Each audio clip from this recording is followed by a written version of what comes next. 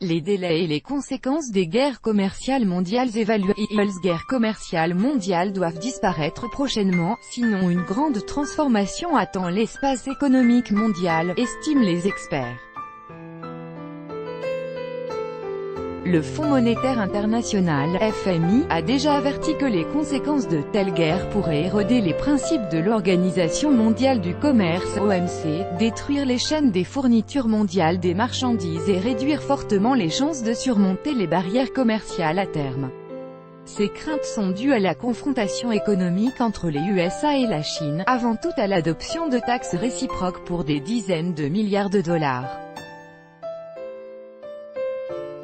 Je pense qu'à court terme, d'ici un an ou deux, le monde entier sera plongé dans ces annonces réciproques d'augmentation de taxes douanières et de durcissement des politiques commerciales, estime Galina Kuznetsova, enseignante à l'Institut d'affaires et d'administration d'affaires de l'Académie russe de l'économie nationale et du service public auprès du président russe.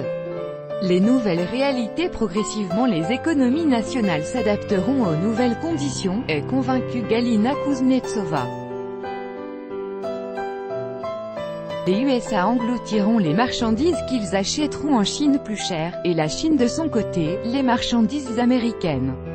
Simplement les prix augmenteront, les indices macroéconomiques augmenteront, a-t-elle expliqué. Mais ensuite la libéralisation du commerce se poursuivra. C'est une tendance mondiale, parce que c'est impossible autrement dans le monde contemporain, notamment dans les conditions où le libre commerce domine dans les intérêts des multinationales.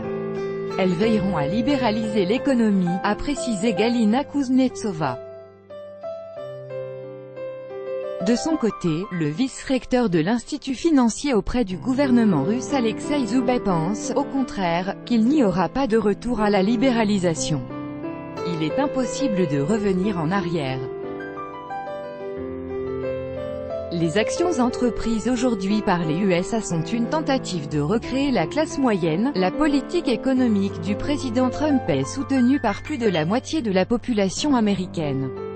C'est pourquoi le prochain président américain sera contraint de suivre la même ligne, protéger les marchés américains contre les importations bon marché, recréer l'industrie, a-t-il souligné. Les éclats de la mondialisation. À présent la démondialisation a commencé et des clubs commerciaux fermés aux étrangers se formeront sur le marché commun, estime Alexei Zoubet. Il n'y aura pas d'espace commercial commun dans le monde. Le triangle Russie-UE-Chine pourrait devenir l'une des configurations de l'économie mondiale, c'est-à-dire la création d'un espace eurasiatique commun de Lisbonne à Shanghai. Il pourrait être l'un des éclats de l'espace commercial global qui s'effondre. Et nous ferons partie des acteurs qui déterminent la politique sur ce marché et un fournisseur des hydrocarbures pour la Chine, l'Europe et d'autres pays. Pourquoi pas, déclare l'expert.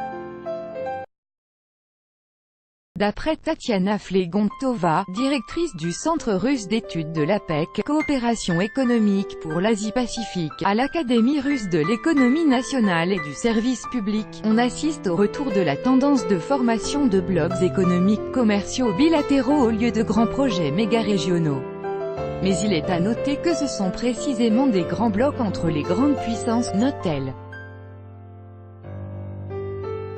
Tatiana Flegontova a également supposé que le projet national d'exportation qui se forme actuellement en Russie serait dépourvu d'un accent sur un bloc d'intégration et sur la libéralisation du commerce. Et les principaux outils doivent viser avant tout le soutien de nos producteurs, le développement de notre propre compétitivité, ajoute-t-elle. Le début des guerres commerciales en mars, les USA ont décrété des taxes de 25% sur les importations d'acier et de 10% sur les importations d'aluminium. Ils l'ont expliqué par la sécurité nationale. Ces mesures sont entrées en vigueur contre l'UE et certains autres pays à partir de juin. Pratiquement tous les pays dont les producteurs ont été confrontés aux nouvelles taxes ont annoncé la préparation de contre-mesures symétriques. En juillet, Bruxelles a instauré des taxes provisoires sur les importations de 23 catégories de marchandises d'acier sous la forme de quotas tarifaires. Pour chacune de ces catégories, les taxes de 25% s'appliqueront seulement quand les importations dépasseront l'indice moyen des 3 dernières années. Les mesures de protection sont valables pendant 200 jours maximum. Elles concernent tous les pays, à l'exception de la Norvège, de l'Islande, du Liechtenstein et de certains autres. Moscou a décrété également des taxes supplémentaires sur plusieurs produits américains dont des analogues sont fabriqués en Russie.